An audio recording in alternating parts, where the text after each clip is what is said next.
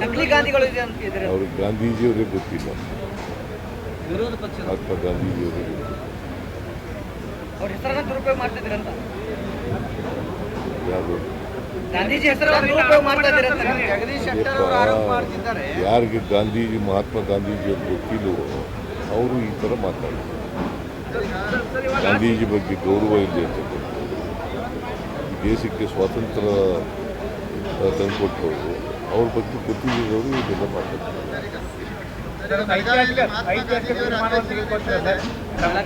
ಸಭೆ ಆಗಿರ್ಬೋದು, ಈ ಸಮಾವೇಶ ಮೂಲಕ ಈ ಹಿಂದೇನೋ ಸ್ವಾತಂತ್ರ್ಯ ಹೋರಾಟ ಚಳವಳಿ ಒಂದು ಇದೊಂದು ಮೂಮೆಂಟ್ ಸ್ಟಾರ್ಟ್ ಆಗಿತ್ತು. ಈ ಒಂದು ಅಧಿವೇಶನದಿಂದ ಒಂದು ಹೊಸ ಏನಾದರೂ ಹೊಸ ರಾಜಕೀಯ ಬದಲಾವಣೆಗೆ ಕಾರಣ ಆಗುತ್ತಾ ಅಂತ. ಹೊಸ ರಾಜಕೀಯ ಬದಲಾವಣೆ ದೇಶದಲ್ಲಿ ಬದಲಾವಣೆ ಬದಲಾವಣೆ ಪರ್ವ ಏನು ಪ್ರಾರಂಭ ಆಗುತ್ತಾ ಇಲ್ಲಿಂದ ಜಾರಿ ಮಾಡ್ತೀರಿ ಅಂತ. ಬದಲಾವಣೆ ಸಿ ಯಾವಾಗಲೂ ಬದಲಾವಣೆಗಳು ಆಗ್ತಲೇ ಇರ್ತವೆ. ಈ 100 ವರ್ಷದಲ್ಲಿ ಇದ್ದಂಥ ಪರಿಸ್ಥಿತಿ ಗೊತ್ತಿದೆಯಾ? ಬದಲಾವಣೆಗಳು ಆಗ್ತಾ ಇರ್ತವೆ.